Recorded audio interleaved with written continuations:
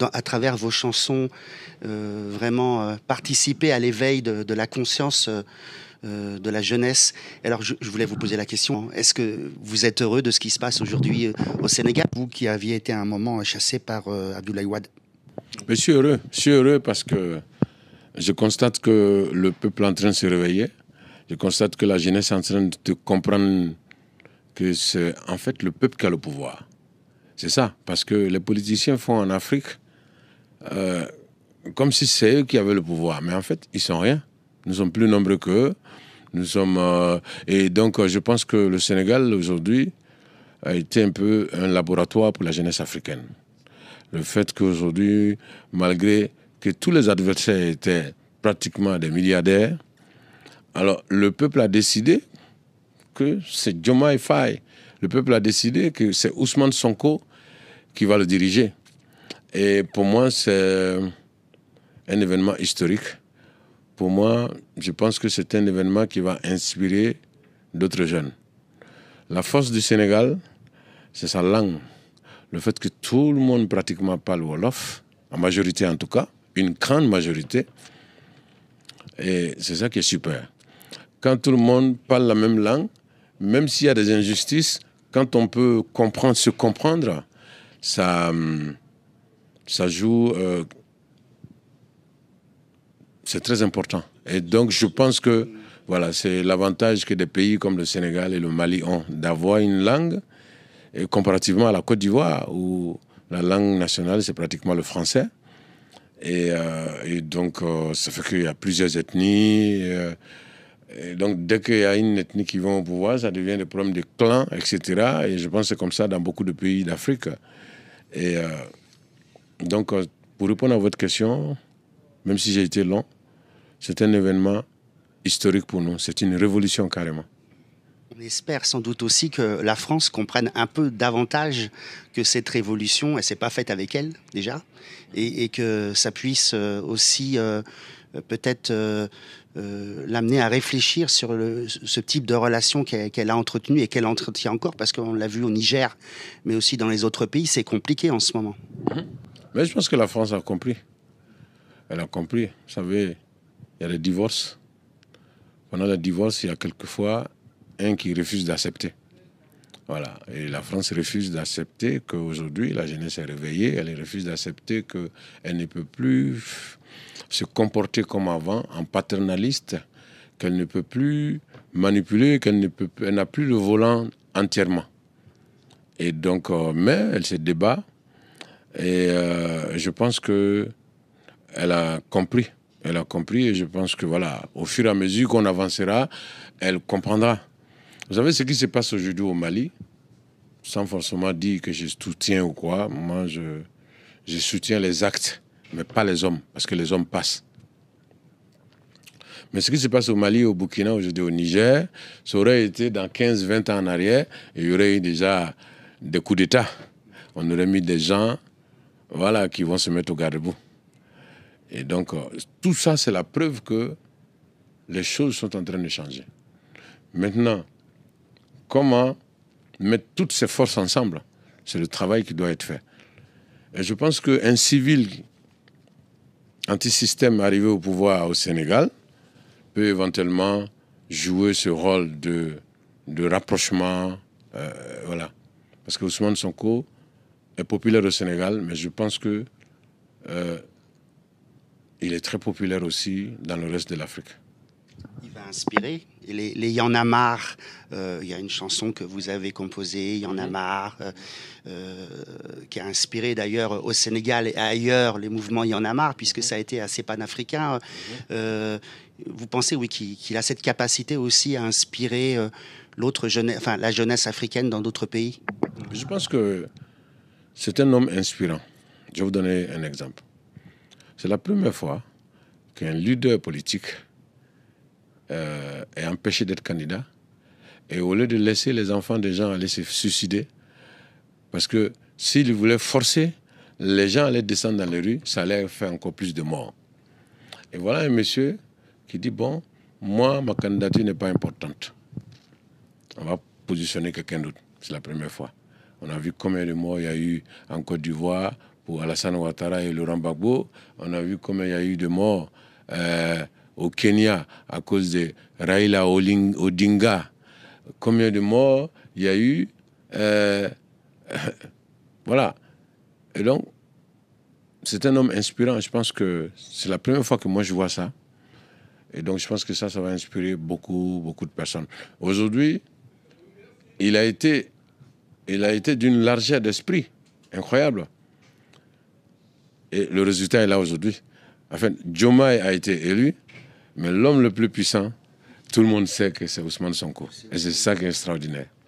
Alors, est-ce que vous pensiez pouvoir assister à ça? Parce que les derniers signes n'étaient pas forcément encourageants. Est-ce que vous pensiez, vous, de votre vivant, avoir la chance de vivre cette révolution, comme vous le dites? Parce que si ce n'est pas encore perçu peut-être par beaucoup de gens comme ça l'est peut-être au même titre que Sankara a pu à un moment donné être inspirant aussi, mais dans un contexte différent où on ne pouvait pas autant partager aussi et éveiller les populations. Écoutez, moi je ne pensais pas vivre ça. Mais je pense que ça fait 25 ans ou 30 ans que je chante. Réveillez-vous, personne ne viendra changer notre situation à notre place. Justice, égalité, etc. Effectivement, les gens me trouvaient courageux, mais peut-être qu'il y en a qui n'y croyaient pas. Et aujourd'hui, notre combat, je dis notre combat parce que je ne suis pas le seul régleman, je ne suis pas non plus le seul leader d'opinion qui a défendu l'Afrique pendant des décennies. Notre combat a été renforcé par les réseaux sociaux. Aujourd'hui, le monde est ouvert. Tout ce qui était caché hier est dehors. Donc, même les politiques qui manipulaient la nuit, même la nuit, dans l'obscurité, ils sont obligés de se cacher. Et donc, ça fait que cela a accéléré un peu le travail que je voulais faire. Réveiller l'Afrique. Et donc, aujourd'hui, je vois qu'on avance doucement. Et c'est après toute cette période que la jeunesse va se dire, mais pourquoi on se bat entre nous? Pourquoi on se bat contre nos frères? Pourquoi on ne se met pas ensemble pour être comme les Américains ou pour être comme les Européens? Je pense qu'on va arriver à cette étape-là. Mais ça ne serait pas maintenant. Peut-être que ça ne sera pas de mon vivant. Mais je pense que cela va arriver. Parce qu'il n'y a pas de raison. Vous savez, quand je compare l'âge de la France, stable, démocratique, vous voyez, toutes les étapes qu'il y a eu avant pour arriver là, des têtes de rois qui ont été coupées, voilà, malgré que le général de Gaulle a été un héros pour la France, mais à un moment, en 1968, les jeunes se lèvent contre lui, etc. Donc, il y a eu des étapes. Et nous, sortant de 400 ans d'esclavage, de plusieurs décennies de colonisation, mais il nous faut du temps. Et donc, ça fait seulement 60 ans que nos États existent en tant que pays. Et donc, il faut du temps. Moi, je suis convaincu que quand on va atteindre 100 ans d'indépendance ou 150 ans d'indépendance, on sera très très loin. Et puis, ce qui est extraordinaire, c'est que l'Afrique, c'est le continent où tout reste à faire. Et les autres pays, tout a été fait. Ils sont obligés de passer maintenant par les nouvelles technologies, sinon tout a été fait. Donc là-bas, c'est l'avenir. Là-bas, c'est l'avenir parce qu'on constate que nous, on a une richesse qui n'a même pas de prix. C'est le soleil. Quand il fait beau ici, je vois la joie. Les gens sont heureux.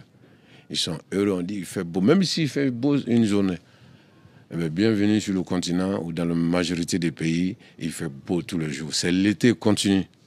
Et donc, rien que ça, avec les matières premières, etc. Donc, moi, je suis convaincu que l'Afrique va se lever et que même beaucoup de personnes voudront aller prendre leur retraite là-bas. Et il y a un exemple palpable, hein, le Maroc. Le Maroc est stable.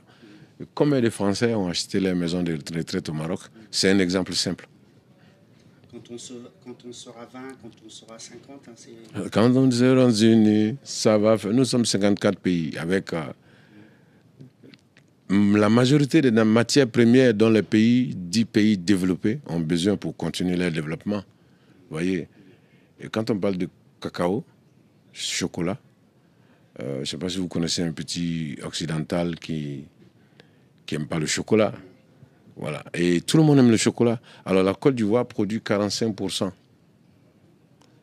Alors le Ghana produit 20%. Nous sommes déjà à 65%. Quand vous ajoutez les 15% du Nigeria, nous sommes à 80%. Quand vous ajoutez les petites productions des pays forestiers, alors l'Afrique seule nourrit le monde entier en chocolat. Et quand on parle de l'or, du pétrole, du diamant, manganèse, coltan, sur la planète aujourd'hui, rares sont les gens qui n'ont pas de téléphone portable. Alors il y a une matière dans le téléphone portable qui vient à 90% du Congo-Kinshasa. Alors comment un continent comme ça peut être pauvre? Et donc, personne ne viendra défendre ses intérêts à notre place. Et c'est pourquoi nous mettons l'accent sur le réveil de l'Afrique. Pour que, aujourd'hui, Diomaye a été élu grâce au peuple. Alors, il doit comprendre que le peuple, c'est un anti-balle. Alors quand il te protège, quand tu le trahis, il te lâche, t'es mort. L'arrivée de Macky Sall a été un événement aussi au Sénégal, je me rappelle. C'était une victoire aussi de la démocratie. Et puis à la fin, c'est lui qui a massacré la démocratie. Il a massacré la démocratie et malheureusement, il est vomi aujourd'hui par son peuple. Parce que s'il était aimé par son peuple, le peuple allait voter pour le candidat qu'il a montré. D'ailleurs, j'ai appris aujourd'hui qu'il allait partir avec sa famille à Marrakech, au Maroc. Oh, la famille, je crois que oui, c'est déjà prévu. Apparemment, on lui a trouvé un boulot quelque part. Donc, mais ils ont voté une amnistie, mais il y a eu 80 morts quand même. Il y a eu 80 morts. Voilà, donc 80 morts, c'est pas... Voilà quoi. Mais je pense que dans l'avenir, voilà, je ne sais pas comment ils vont faire, mais 80 morts, c'est beaucoup. Tiken, vous êtes originaire, vous l'avez dit, vous avez des racines mandingues. Vous parlez un peu le mandingue? Très bien. Que Tonate? Ivedi? Ibekayarito? Alors, j'aimerais, pour mes amis de Tambacounda, de Makakoli-Bantan, si vous pouviez les saluer, ça leur ferait plaisir dans leur petit village. Ils ont voté, et c'est la première fois qu'ils votent pour l'opposition. Ouais. Ils ont voté toujours pour le président sortant. Pour la première fois, ils ont voté pour le nouveau président. Et si vous pouvez leur dire un petit mot en malinké, en mandingue, je pense que ça leur ferait plaisir. Tambacounda Kalo Malufola ne Tiken Jafakoli. N'a dɔn n'a maninka kan a bɛɛ ti se ka mɛn mais hali ti se ka dɔɔni mɛn a la n y'a fɛ k'alu fo bawo kalafili min kɛla n y'a mɛn ko a ye voté la pour que koolu ka yɛlɛma n bɛ dugawu de kɛra sisan ala ma koolu yɛlɛma la alu ye jigi min ta k'a da Diomaye Faye ni Sonko kan ala ma aw jigi fa la n tɛna fɛ k'aw le dugawu kɛ